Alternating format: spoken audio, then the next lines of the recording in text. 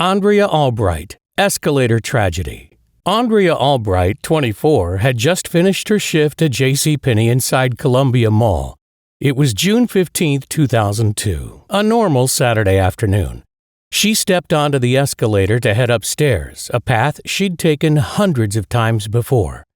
Midway up, something went wrong. As she approached the top, the handrail drew her closer to the low ceiling above. The space narrowed, and in a sudden, terrible instant, Andrea's head became trapped. The crowd froze, unsure what they were seeing. Someone shouted for help. Another hit the emergency stop. The escalator shuddered to a halt. Bystanders tried to pull her free until paramedics arrived minutes later. She was rushed to the hospital, but the damage was severe. 10 days later, Andrea passed away from her injuries. Investigators discovered a critical design flaw that had gone unnoticed during inspection. The incident forced malls nationwide to review escalator clearance standards and emergency procedures. Sampoong department store collapse. June 29, 1995. Shoppers filled the Sampoong department store in Seoul, one of the city's busiest malls. That afternoon, staff noticed cracks widening in the ceiling of the 5th floor. The building groaned, concrete dust falling like light snow. Managers dismissed the warnings, telling workers to keep the store open. At 5:45 p.m., the sound became unmistakable, a low, cracking rumble that grew louder every second. In an instant, the ceiling caved in. Floors pancaked on top of one another as the massive structure folded inward. The roar of collapsing concrete drowned out the screams. Thousands of tons of debris filled the air with dust and chaos. Rescue teams arrived within minutes but faced a mountain of wreckage. For days, workers dug through the ruins finding survivors and hundreds who never made it out. In total, 502 people were killed and 937 injured. Investigators later found illegal structural changes and cost-cutting had doomed the building. The disaster changed South Korea's construction laws forever, born from greed and avoidable tragedy. Black Friday Stampede. Mark Rivera. Mark Rivera, 31, had planned for weeks to grab early Black Friday deals at Valley View Center in Dallas. It was just before dawn, November 28, 2003. Hundreds of shoppers crowded outside the entrance, pressed shoulder to shoulder in freezing air. When security finally unlocked the doors, the wave moved forward, faster than anyone expected. Mark stumbled as the crowd surged. He tried to regain his footing, but more people pushed from behind, unaware that those in front were falling. Within seconds, the entryway turned into chaos. Shoes, bags, and coats scattered as the crush intensified. People screamed for space, but no one could move. By the time emergency crews forced their way through, several shoppers were down, Mark among them. He was pronounced dead at the scene, a victim of asphyxiation caused by the crowd's sheer pressure. The tragedy sparked national debate about crowd control, forcing retailers to rethink security protocols. But for those who were there, it remained a nightmare, proof that excitement and panic can turn deadly in an instant. Emily Dawson, Westfield fire. February 10, 2003.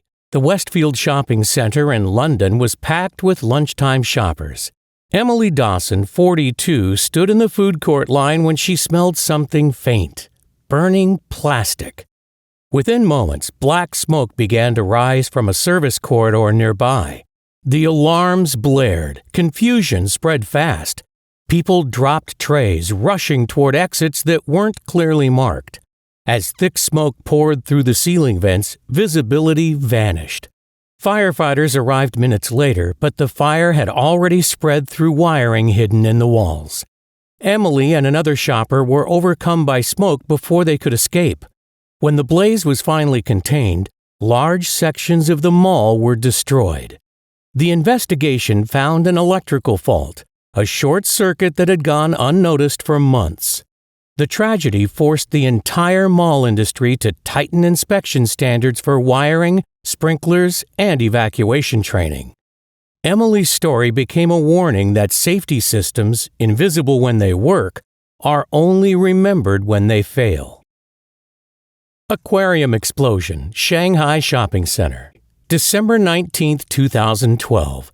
The Orient Shopping Center in Shanghai was packed with evening shoppers preparing for the holidays.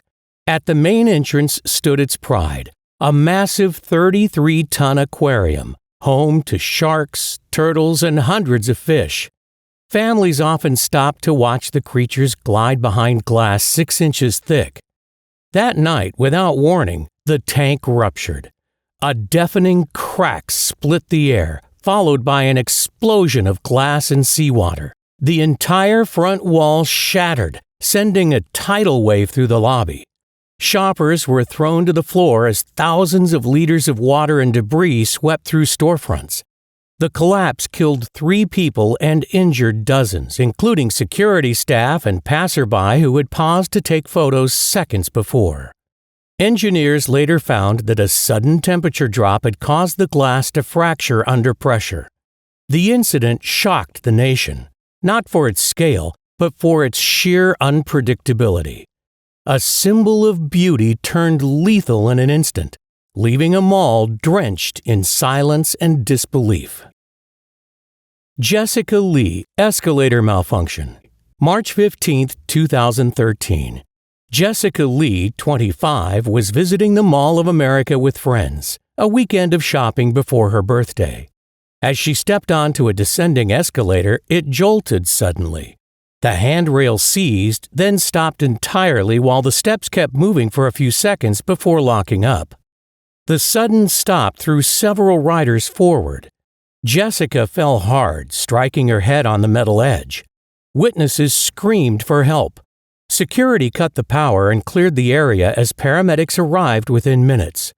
She was rushed to a nearby hospital but didn't survive. Inspectors found that the escalator's braking system had failed due to poor maintenance, the first incident of its kind at the mall. In the aftermath, all 100 escalators were inspected and overhauled. Jessica's family later said she'd been full of life, planning to move to a new city that summer. Her death reminded everyone how fragile safety is, even in the most familiar places.